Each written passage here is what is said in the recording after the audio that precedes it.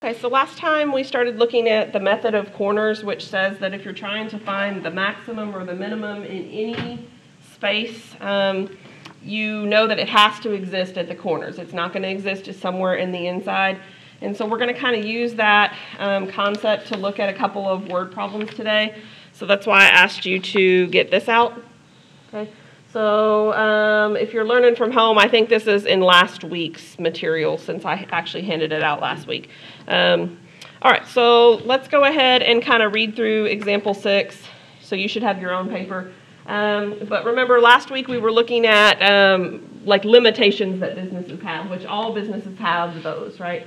So let's look at the first one. So we have a furniture company that manufactures tables and chairs, okay?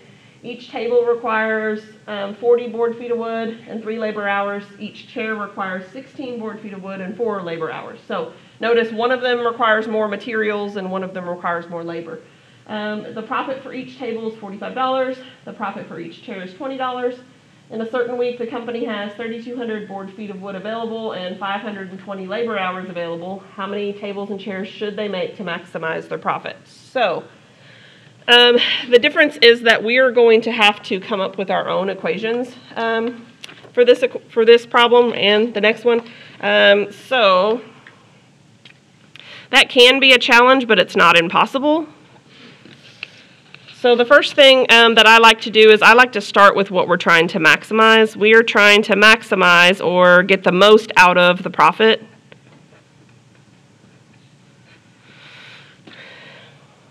So don't overthink that. If you read the problem, what are you making for each? So first maybe let's let X be tables and Y be chairs.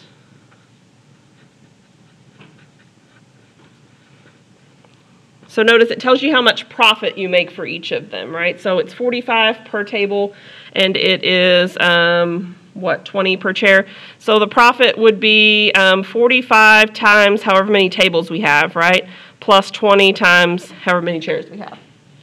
Okay, so that's the profit equation. Okay, notice not much to that. But now we need to talk about the restrictions that are on this business because they don't have unlimited wood to make these items and they don't have unlimited workforce, in other words, labor hours, to make these items either. So we're going to come up with one equation that describes how much material / wood they have, and another that describes how much hours they have to make these items. Okay.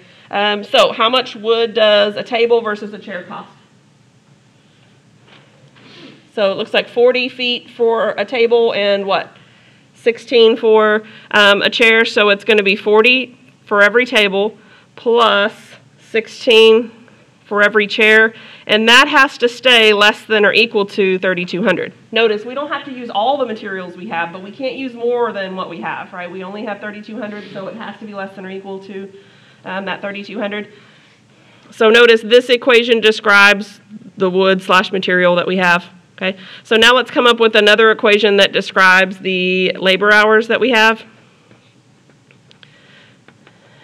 Notice it won't do any good if we have all the material in the world if people aren't there to actually produce these items. So, so notice it costs 3 labor hours per table and 4 for every chair. So we're going to say 3 for every table, right, and 4 for every chair. And we've got to stay under or equal to that 520 hours that we have available. And then notice implied is the fact that these two would have to be greater than 0, right? Because why? You can't have a negative quantity of material or hours, right? So both of those would have to be positive.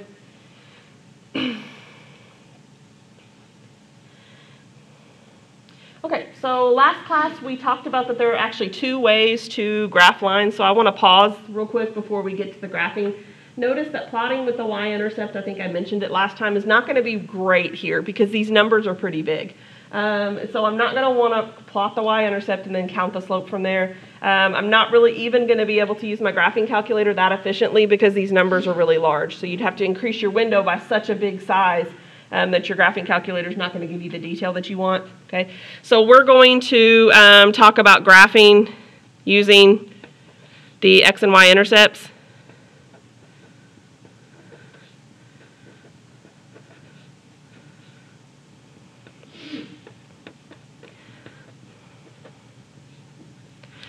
So let's take equation number 1 first. So we've got 40x plus 16y is less than or equal to 3200. So don't overcomplicate it. Remember to find x-intercepts. What do you do?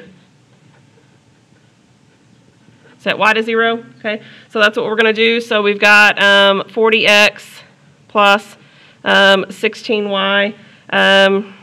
Sorry, and we need to actually plug in 0 for y here. And we're going to solve for when it equals 3200, and then we'll worry about the shading in a minute. Okay, we're just trying to find the points right now. So if you work this out, and if you divide by 40, you're going to get 80 for x.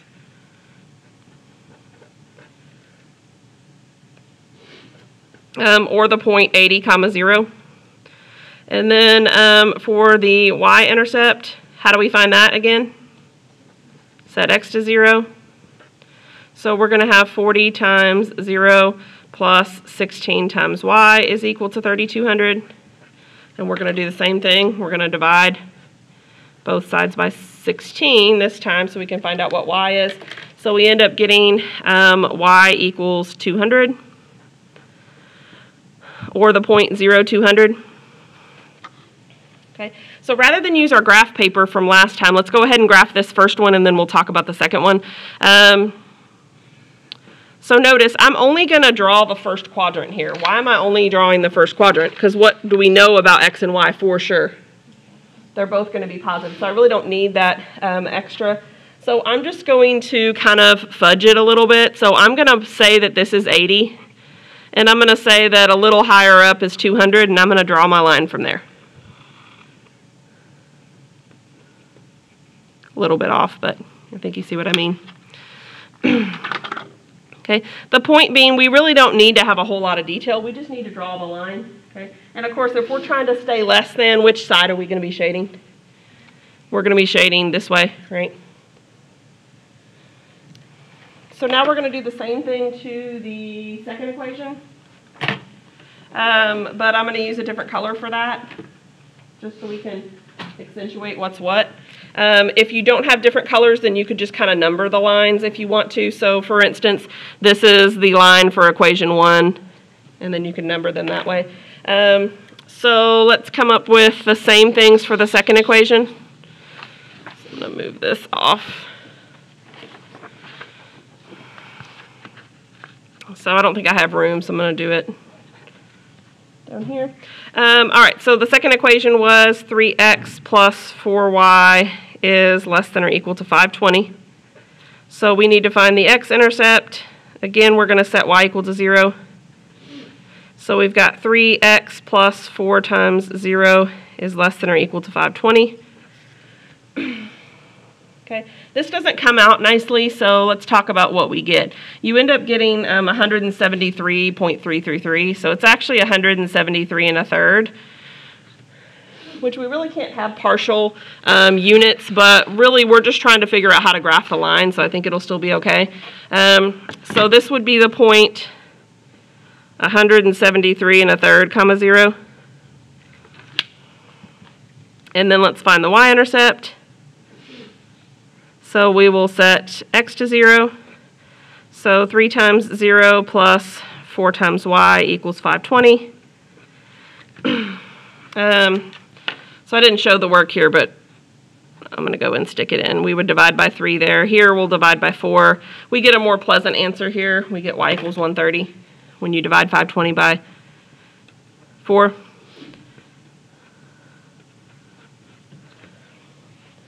So I get these points. So when I go to plot the second point, I just need to keep it consistent with what I have, right?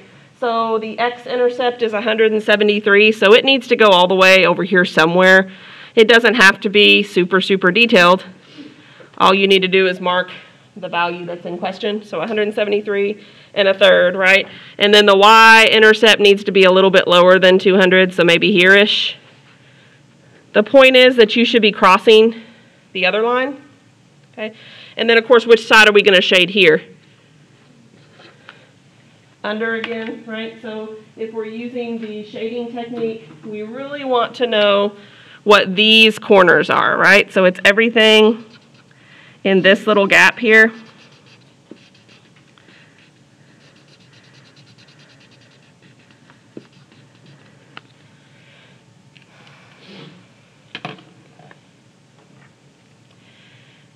All right, so this is kind of what we need to set up, right? From last time, we need to know what the corner points are, right? And we need to know what the equation is. And I think all but one of the corner points are pretty obvious. So notice I left some space there for a reason. So I've got my points. I've got my profit function from the very beginning of the problem, 45x plus 20w, y, I mean. Going to switch the letters apparently. So let's talk about the points I do know. Okay, and then we'll talk about how we're going to get that one point that we're not sure about. So what's this point right here, obviously? 0, 0. That better not be the right answer, because why? That would tell the furniture company to do what? Make nothing. Okay, make no chairs, make no tables. So that better not be the highest profit, or we have a really bad business plan. But this point we already had as 80, 0, 80, 0. And then this point right here was 0, 130. So what's the point that we're not real sure about?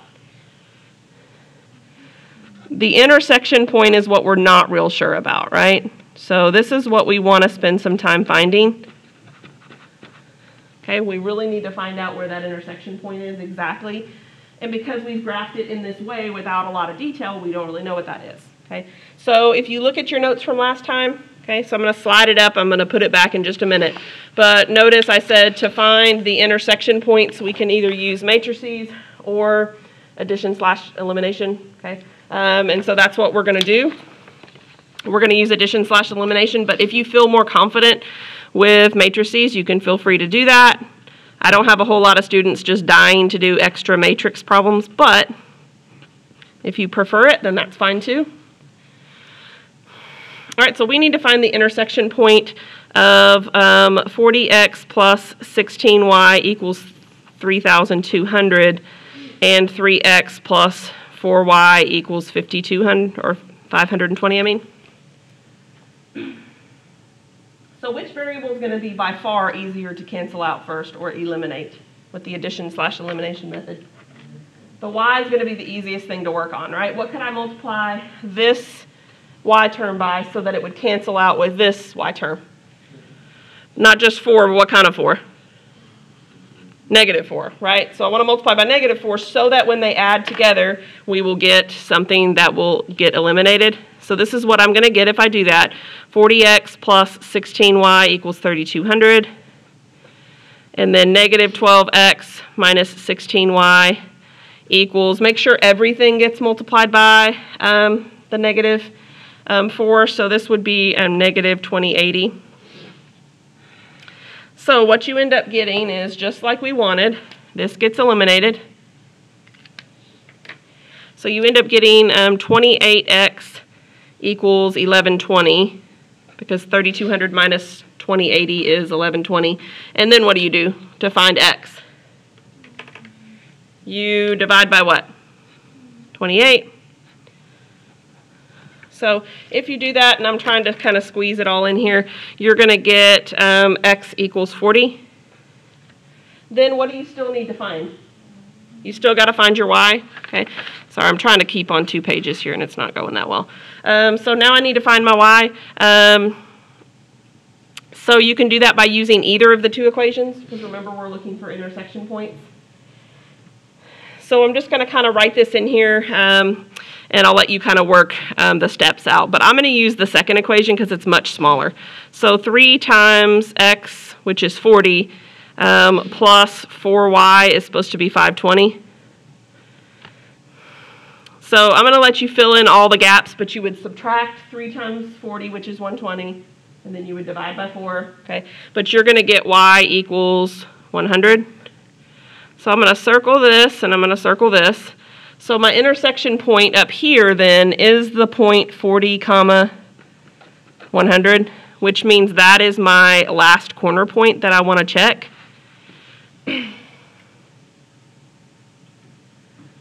So I just had to do work to find out where it is that they crossed each other.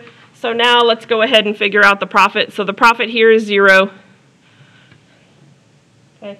The profit here would be whatever 45 times 80 plus 20 times 0 is. So that comes out to be 3,600.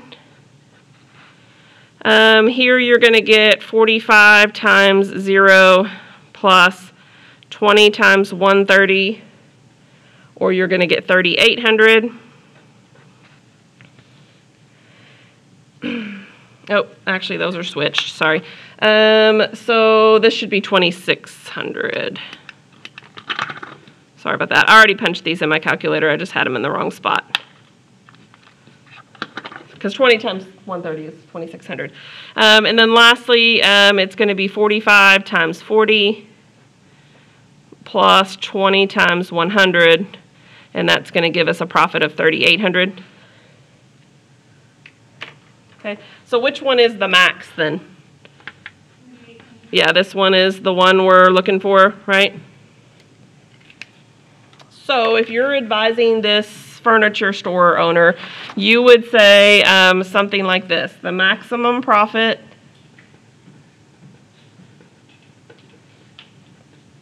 is $3,800 when 40 tables and 100 chairs are made.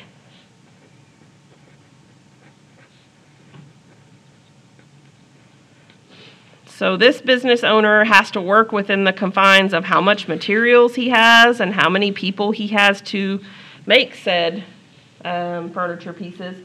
And so his sweet spot is actually 40 tables and 100 chairs.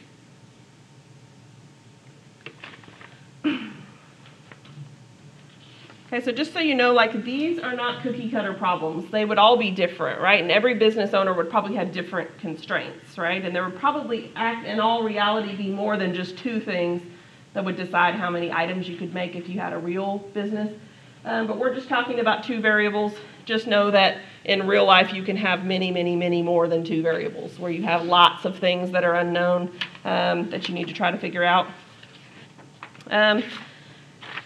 Okay, so let's go back to this handout and let's read over the second problem we're going to look at. Okay. So the only reason I included this is just so you wouldn't have to write all that out, because it's kind of lengthy. Okay. All right, so example 7, a farmer plants 2 crops, A and B. The cost of cultivating one crop is 40 an acre. The cost of the second is 60 an acre. Each crop of A requires 20 labor hours, whereas B requires 25 hours. The farmer has $7,400 to spend, okay, which means he wants to spend that or less, right? And he has a maximum of 3,300 labor hours available. If she expects, I made it she, you know, because we're all in the 20th century and everything, 21st century, I mean. So if she expects to make a profit of 150 an acre on crop A and 200 on crop B, how many of each should she plant? So this is a completely different scenario than the furniture store. But can you see that it's very, very similar, right? It's just that this time we are constrained by money and labor hours, okay? Whereas before we were constrained by materials and labor hours. So all of the problems are going to be different topics, but they'll all have 2 different constraints that you have to kind of talk about, and those 2 constraints are described by your 2 variables. Okay? All right, so let's move that off and let's see if we can come up with this setup. So first, let's talk about profit. Okay, so we want to maximize the profit, right? And it's 150 for, is that what it said? Yep, 150 an acre for crop A. And it looks like 200 for crop B. You also could use the letters A and B. But because we're going to be graphing, I like to use X and Y just because we're more comfortable with those letters when we're graphing. But if you use the letters A and B, you would make A your x-axis, your horizontal axis. And you'd make B your y-axis or your vertical axis. All right, so let's talk about the setups of these. We're going to have one equation that mentions cost or describes cost, one that mentions hours. And then what are the constraints that are always going to be on all of these problems? Yeah, X and Y both have to be positive. Okay, so you can kind of fill that template in pretty much every time. So crop A is $40, crop B is $60, and he only has to spend $7,400. Now he doesn't have to spend it all, right? So that's why it's less than or equal to $7,400. And then it takes 20 labor hours for this acre, 25 for this other type of crop per acre, and he has less than or equal to 3,300. He can use all his labor hours, but he definitely can't use more. He can use all of them or less, but not more.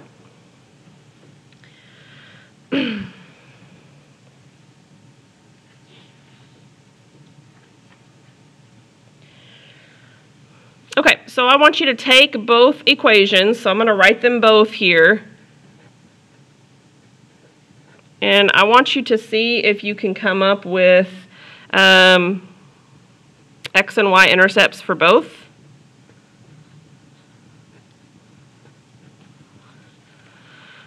So I'm going to not show as much work here because you're going to do some of this on your own.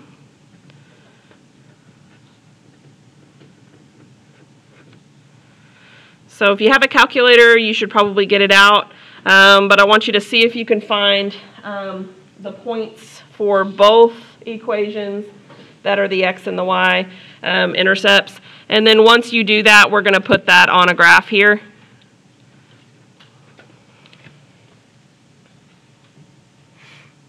But I'm going to give you like 3 minutes or so, and I want you to see if you can figure out what the X and Y intercepts should be.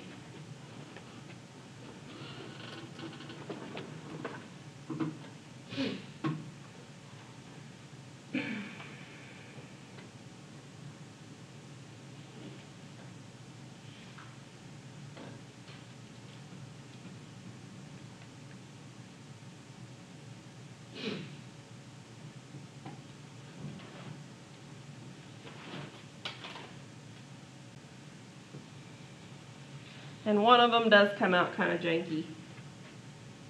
In other words, not a whole number.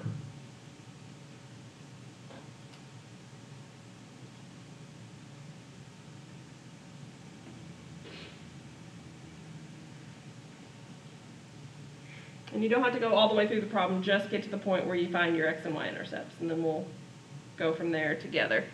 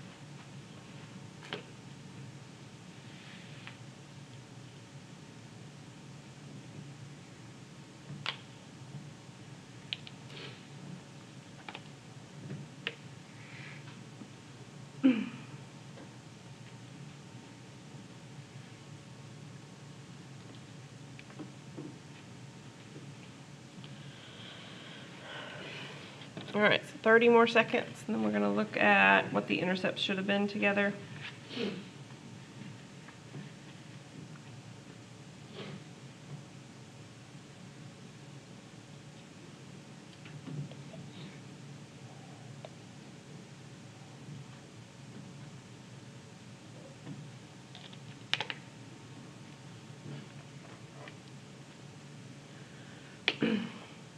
Okay, so what'd y'all get for the first X-intercept on this one? Yeah, that's what I got too. So X should be 185. Remember, that would be the point 185, 0. Okay. This next one was the only one that didn't come out to be a whole number. So what'd y'all get for the Y-intercept? 123, and then 0.3 means that it's a third, right? So it'd actually be the 0.0, 123 and a third.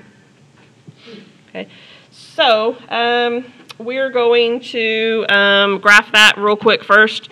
So let's just say 185 is here-ish. Notice we don't have to have great detail. And 123 and a third is here. So I'm going to connect the two. And remember, this was equation 1. I'm also going to note to myself that I need to shade under. By the way, why do I know I need to shade under? You could pick a test point, but remember, less than typically shades under, right? But you could pick a test point and verify that, yes, we're shading under. All right, so what about the X-intercepts for the second one? Yeah, that's what I got too, 165. Or the point 165, 0. And then the Y-intercept is what? 132. So that would be the point 0, 132. So same as we did on the last one, let's go ahead and graph that. So 165 would be pretty close to 185. And then 132 is going to be pretty close, but on the high end. So notice we are going to cross. And we're still going to be shading under, which means we have the following 4 corners to try to find. We want all of this to be considered. So by the way, anything in this shaded area would be okay as far as the constraints that this farmer has, but only the corners could be where the max and the min lie. Okay? They can be anywhere in here. In other words, they can plant 100 of this one and 100 of that one if they want to, but 100 of this one and 100 of that one would never give you the max because it's not a corner piece. Okay? So just to kind of remind you what the shading actually means. So let's go ahead and work out where this point's going to be, right? Because this is going to be your big question mark. And then we'll plug it in and see what we need to do. So we're going to line up 40x plus 60y equals 7,400. And 20x plus 25y equals 3,300. So which one's going to be easiest to get rid of this time? X is definitely easier, right? So we could multiply both, or everything, sorry, by -2. So this is what I'm going to get. I'm going to do it here so that I have room. 40x plus 60y equals 7,400 is the first equation. Probably the biggest errors here, because we haven't really done this since Unit 1. Remember, the biggest errors here are like sign errors, or maybe forgetting to multiply everything by the -2 in this case. So just make sure you don't make those real common errors. So we're going to add the 2 equations together, which is going to eliminate x. That's why it's called the elimination method. And then we're going to get 10y equals 800. So what does it look like y is going to be? 80. So we get y equals 80. And then we just use that to find x. So I'm going to take the second equation. So 20x plus 25 times 80 equals 3,300.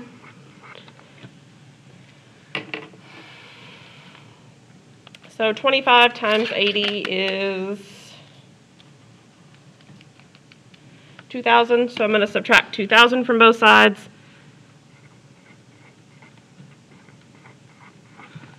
I have more room, so I'm going to show all the work on this one. So I've got 20x equals 1,300. And then lastly, to get x, what would I do? Divide by 20. So 1,300 divided by 20 would be 65. So it looks like x is 65. So I'm going to circle these, not because they're really my answer, but because that's what's going to go here, right? So the intersection point, which is what I had to work a little harder for, the intersection point is the point 65, 80. So now what? I don't just assume that that's going to be the highest. Sometimes It is often the intersection point that ends up being your answer, but it's not always that way. So remember, here's where you need to test all of the points. So we've got points, and then we have our profit equation of 150x plus 200y.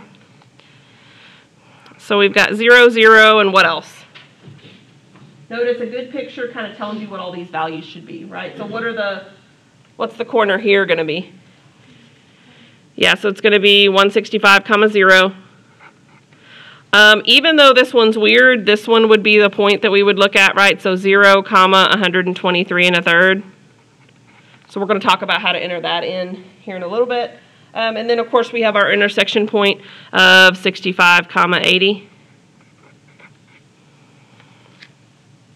So I'm not going to spend any time on the 0, 0 scenario because, again, that's not very likely to be correct. So let you see the calculator. So this one would be what? He's planting only which crop in this case? Only the first one, right? Crop A. And this one would be only planting crop B. So he's got, trying to make it not glary, 150 times 165, basically plus 0. So we get 24,750 here. For this one, we're going to get 0 plus 200, and then I wanted to show you how you enter in stuff that's a mixed fraction. If you want to enter in 123 1/3, you just use the parentheses and you do it literally like you just kind of said it. It's 123 plus an extra third. So you have to put the plus there, so it's like 123 plus an additional 1/3. That's how you figure that out. So notice this is going to be right about 24,666.67, because notice this last 6 would bump it up to a 7. And then last but not least, 150 times 65 plus 200 times the 80 for our intersection point. Notice that it gives us a profit of 25,750. So again, this doesn't always happen that it's the intersection point, but it is somewhat common. So we're kind of out of room, but what would you say here? So the max profit is how much? 25,750 when the farmer does what? Plants 65 acres of crop what? A, and 80 acres of crop B. Okay, so we'll go ahead and write that out because that's the kind of answers I'm going to want to see on test 3. So as you're looking back at this when you're studying, I want you to see that. So max profit is 25,750 when 65 acres of crop A and 80 acres of crop B are planted.